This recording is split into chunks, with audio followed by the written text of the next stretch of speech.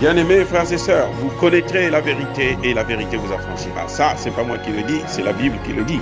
Mais moi, je vous dis mieux. Vous connaîtrez la vérité historique, notamment celle de vos ancêtres kémites, et vous aurez une vision globale de ce que c'est que la vraie souveraineté politique. J'ajoute, vous reviendrez à la spiritualité africaine ancestrale et vous comprendrez les enjeux de l'indépendance économique. Et pour terminer, vous accepterez votre identité culturelle kémite et vous obtiendrez deux choses. La première, c'est la paix. La seconde, c'est le développement, à une condition. L'unité de toute l'Afrique noire, l'unité de tous les Noirs du monde entier. Otep à tous, bienvenue sur la chaîne des panafricanistes par essence, par conviction et par excellence. Celle des citoyens kémites par nécessité et obligation de combat. Nous sommes une chaîne qui n'est guidée que par nos ancêtres et rien que par les ancêtres qui appartiennent à l'égrégore du monde noir. Par conséquent, nous ne croyons en aucun Dieu venu de l'étranger. Toutefois, cette vidéo n'est aucunement destinée à inciter à la haine ou à la violence, car nous menons un combat qui est d'abord et avant tout spirituel, intellectuel et démocratique. Ensuite, il est politique, géopolitique et géostratégique. Contre l'impérialisme, le colonialisme, le néocolonialisme et l'endocolonat, qui sont tous qualifiés de crimes contre l'humanité. Nous menons ce combat sur la base du principe fondamental que nous avons hérité de nos ancêtres kémites, qui est celui de la Mahat, c'est-à-dire solidarité, vérité et justice. Vous êtes donc en droit de connaître la vérité et nous avons l'obligation de vous dire la vérité, rien que la vérité, afin que justice soit rendue au continent africain. Et ça, c'est notre modeste contribution dans cette noble lutte en faveur de la souveraineté, la dignité, la solidarité et l'unité africaine. C'est exactement ça que nous appelons le panafricanisme. Bien-aimés frères et sœurs, la Hongrie, par la voix de son premier ministre, Viktor Orban, dit que l'Ukraine ne peut pas gagner la guerre contre la Russie et qu'il est temps de négocier.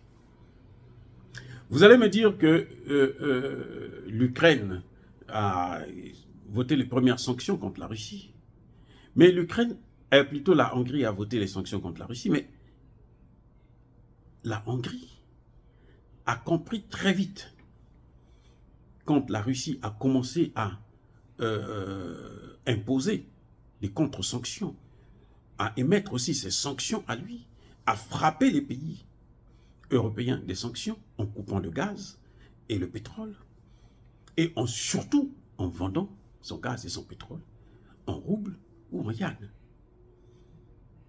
Quand la Hongrie a compris que, en fait, ce n'est pas une guerre européenne, ce n'est pas l'Ukraine contre la Russie, mais c'est plutôt les États-Unis contre la Russie, et que surtout les États-Unis veulent affaiblir encore plus les pays européens afin de mieux les contrôler, de mieux les dominer et les martyriser.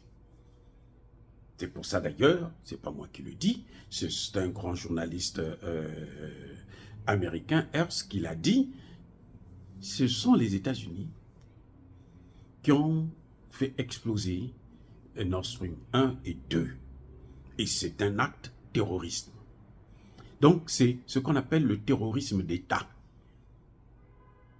La Hongrie l'a compris. Le Premier ministre hongrois l'a compris. C'est pour ça qu'il s'est tout de suite retiré. Lui continue à acheter son pétrole en Russie. Un pétrole moins cher. Un gaz moins cher. Donc il continue à avoir l'énergie à partir de la Russie. Et c'est ça le réalisme politique.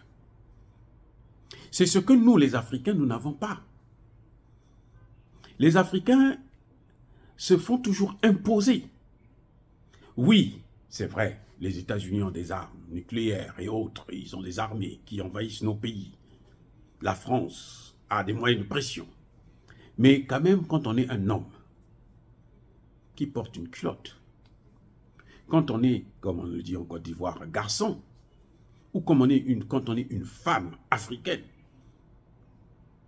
aux commandes, qui gère une famille, on ne peut pas continuer à se faire torpiller, moralement ou physiquement, tout le temps, accepter de baisser la culotte. Parce que, bon, on a tels petits intérêts qu'on nous donne, ou bien parce qu'on nous fait le chantage. Il y a des moments où il faut demander à la personne qui vous fait le chantage de faire ce qu'il a à faire. Vous lui dites, bon, tu dis, si tu ne fais pas ça, si je ne fais pas ceci, tu vas dire que tel secret, tu vas sortir telle information. Ok, sors l'information. Et tu affrontes maintenant la réalité. Parfois, c'est ça qu'il faut. C'est ce qui manque aux pays africains. Les pays, on ne peut pas concevoir que nous avons les matières premières. Actuellement, 33% des matières premières exportées viennent de l'Afrique. 33%. Et les statistiques des experts montrent que d'ici 15 ans, 20 ans, ça va être au moins 50% des matières premières exportées qui vont venir d'Afrique. Et les Africains ne peuvent toujours pas tirer la leçon. De se dire que non, mais attendez, où sont nos intérêts à continuer à servir les Européens? Qu'est-ce que nous gagnons à soutenir la guerre de l'OTAN contre la Russie? Les Africains n'arrivent même pas à comprendre que mais la Russie ne nous a jamais rien fait. Elle ne nous a jamais fait du mal. Ce que vous voyez là, tout ce que vous avez vu comme l'ANC, le combat de Mandela et autres, ce sont les Russes qui ont aidé l'ANC à mener ce combat.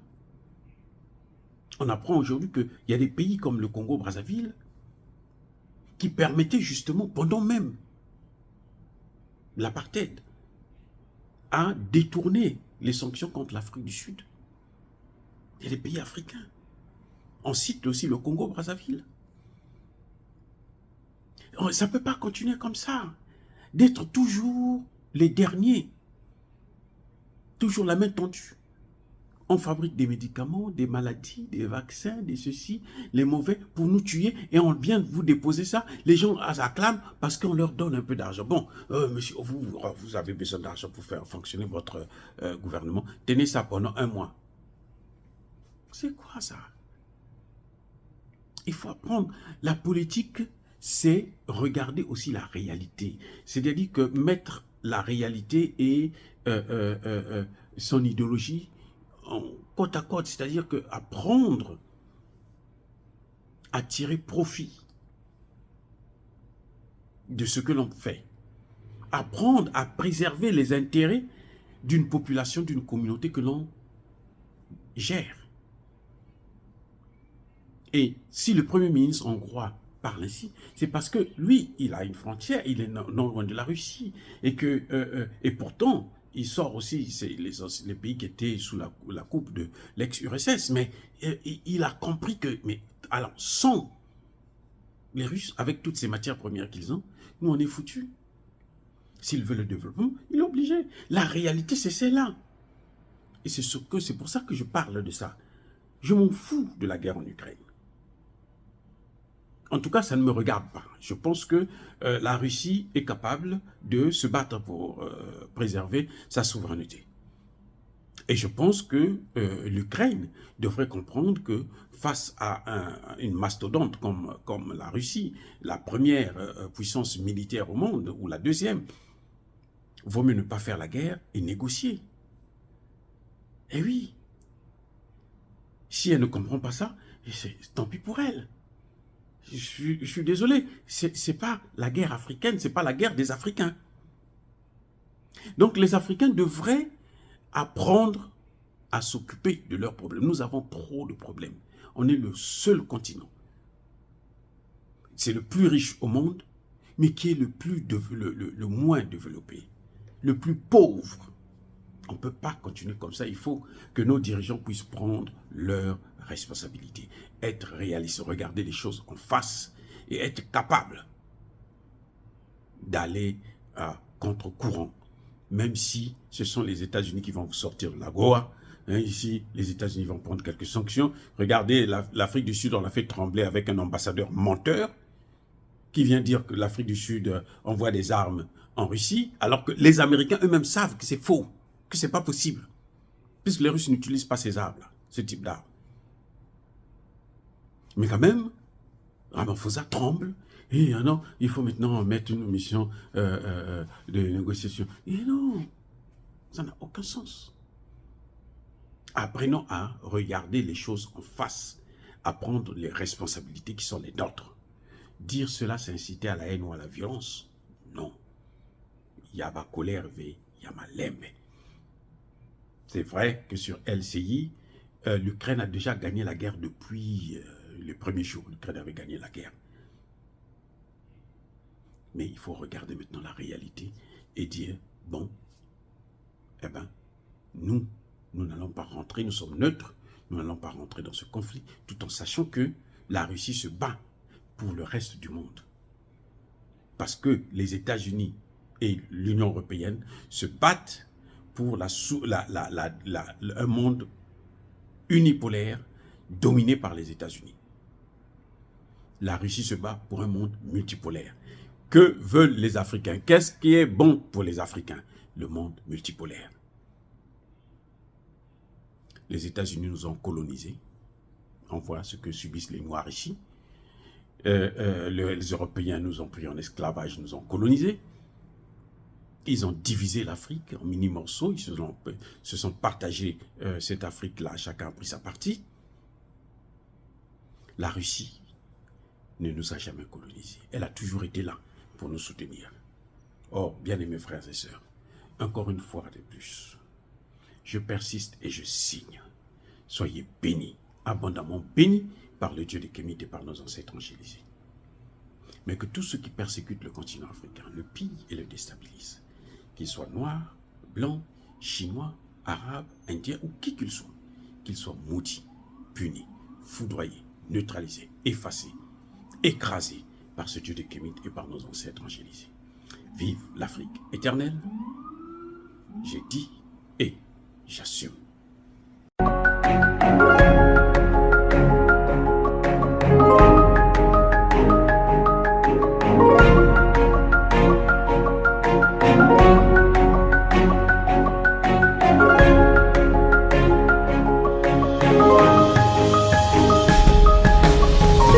Eux, ils marchent par la foi et non par la vue. Mais moi, je vous conseille vivement de marcher par la connaissance scientifique et historique, notamment celle de nos ancêtres kémites, par les 5 sens et par l'intelligence. À vous, à Pierre.